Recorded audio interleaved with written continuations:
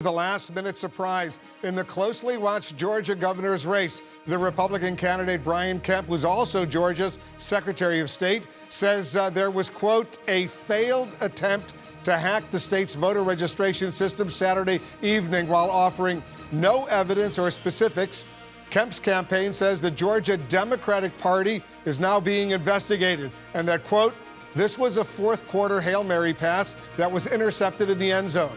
Thanks to the systems and protocols established by the Secretary of State, Brian Kemp, no personal information was breached, close quote.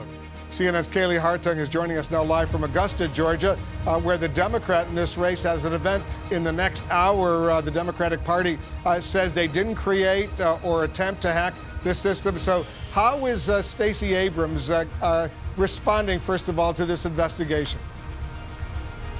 Yeah, that's right. Well, the Democratic Party is saying that these are scurrilous claims. They're 100% false, that the Democratic Party did not create, discover, or attempt to take advantage of this deeply vulnerable system used by the Secretary of State's office, as they say. This morning, Stacey Abrams was on State of the Union with Jake Tapper and reacted to the news of this investigation.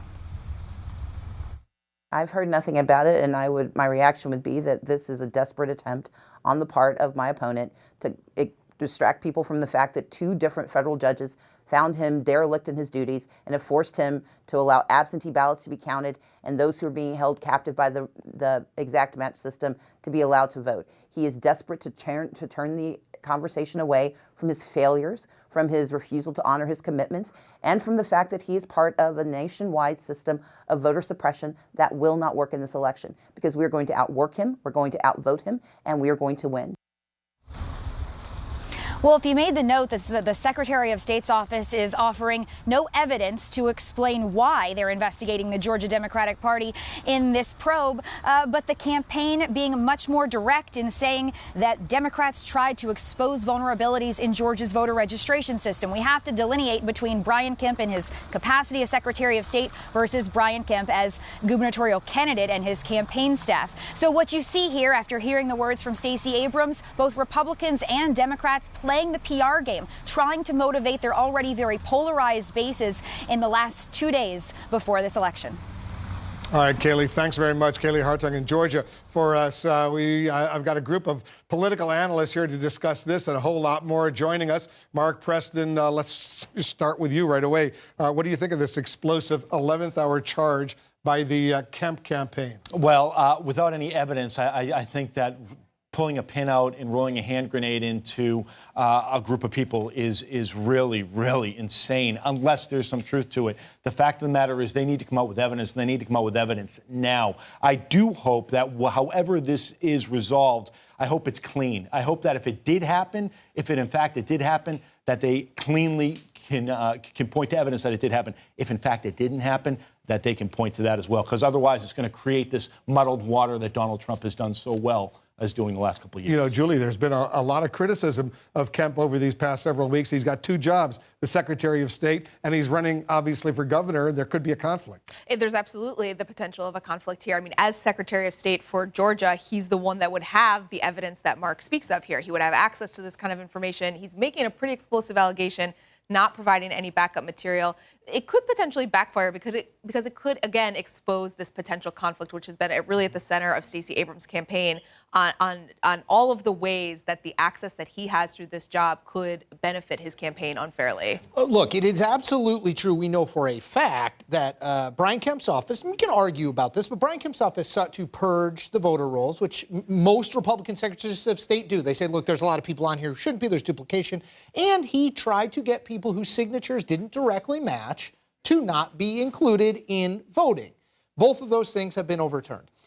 And I'm echoing Mark and Julie here, but I just don't, if you are going to say not only the election apparatus was attempted to be hacked, but also Democrats we know did it, you gotta, in my mind, that announcement has to come with the announcement of, and here's why we know. Right. Because otherwise, you know, we've seen this all the time. An allegation gets made 2 days before the election, and then 10 days after the election, oh, well, it wasn't anything. Right. You know, that's the danger here, where people feel as though they're being played with for purely political motives. Again, if you know not only it was hacked, but it was Democrats, release the information. I mean, David Swerdlick, let's move on and talk about the Florida governor's race. Georgia is a critically sensitive Republican-Democratic race right now, but Florida as well. Listen to the Secretary of Agriculture, Sonny Perdue. He made a rather awkward comment when he was out campaigning for the Republican candidate, Ron DeSantis. Listen to this.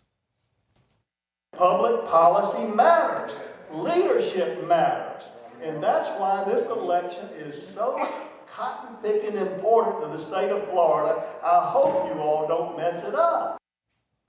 Cotton-picking important in a race involving an African-American, the Democratic candidate, who's running for governor. Right. Someone who's a former governor of Georgia, a former governor of any state. Anybody should know better than to use that in a racially charged campaign with an African-American candidate. This comes on the heels right after the primary when the candidate, DeSantis, said to his voters on TV, let's not monkey around and get Gillum elected. It comes on the same weekend that the president draws the H in the air for Barack H. Obama, and the president says Stacey Abrams, African-American woman running for governor, is not qualified. Well, let me play some of those clips, and Chris, listen closely to this. Sure. The last thing we need to do is to monkey this up by trying to embrace a socialist agenda with huge tax increases and bankrupting the state. It's no surprise that Joe Donnelly is holding a rally this weekend with Barack H. Obama. H. Well, I mean, Happy? it does not take a rocket scientist to figure out what's going on there. He has referred to Barack Obama any number of times in past speeches, and he didn't mention the H, which his people watching know stands for Hussein. Okay? I mean, I'd also say, in addition to David's point about Abrams, Donald Trump has said that Andrew Gillum isn't qualified. The guy's a mayor of Tallahassee. You can argue whether a mayor is qualified, but it's hard to say he's totally unqualified. And again, words matter. Donald Trump He said Gillum is a thief. He said. Yes, I mean, words matter. When you use phrases like cotton picking, when you say monkey around, when Donald Trump is quite clearly doing, this is not an isolated incident. We know he does things like this, weaponizing race. When he draws the H, when he says Andrew Gillum isn't qualified, when he says Stacey Abrams isn't qualified, what's the common thread among the three people I just named? Barack Obama, Stacey Abrams, and Andrew Gillum.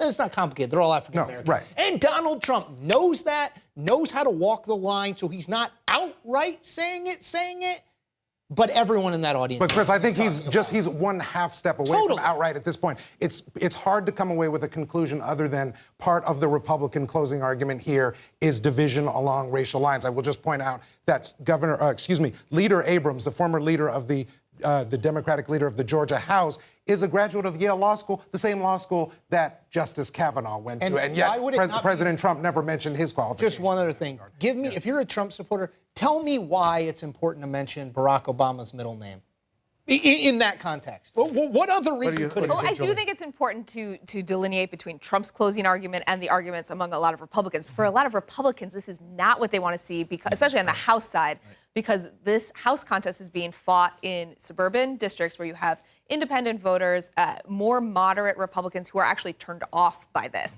So at the same time that Trump may be riling up his base and encouraging his base to get out there and using racially charged language to do it, it is going to be turning off potentially a huge segment of the voting bloc that Republicans need if they have any chance of keeping the House. You know, and to that point too, and to even to shift back to the Georgia governor's race, we could see that in the Atlanta suburbs, where these suburbs have been populated over the last 20, 25 years from folks who have transplanted from the north as corporations have moved down there because of a better business environment. Well, we're starting to see that now come to fruition when people come in, they're starting to vote and start to bring down their northern values, so to speak, more liberal views down at the South. And that's why we're seeing this new South right now, or the potential for a new South with the likes of Stacey Abrams and Andrew Gillum right now on the cusp of making history in both states and across the country. Let me play this clip. This is Stacey Abrams. She's running as the Democratic candidate for governor of Georgia. This is what she told Jake Tapper earlier today.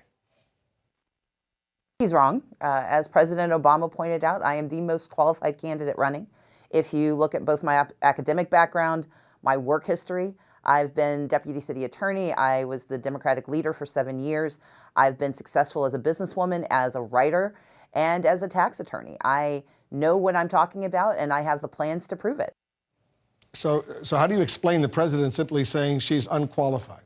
I mean, again, to go back to what Chris is saying, it's hard to draw any other inference than he is looking at an African-American woman running and saying, this is a person where I can land the punch of unqualified without actually explicitly saying something racial. I will note that in that interview with Jake this morning, Stacey Abrams didn't take the bait. I spoke to her campaign spokesperson earlier this morning, and she also went directly to, look, we have a track record of working across the aisle on health care, on education, on other issues. They did not want to take the bait. They want to go down the stretch saying if the Republicans are going to play this game, they're not going to get in the Well, and speaking of, not necessarily qualified, I mean, Donald Trump, this is the first office he ever ran for. He had been a businessman before. So the qualifications that we would traditionally associate with a politician, you've been in the state legislature, you've been a governor, something. This is not someone who's ever had anything like that. So delineating it now, given who we're talking about, given that race has been an issue, seems a little bit like funny business. The governor's races in Georgia and Florida, according to the polls, very, very close right now. We'll see what happens.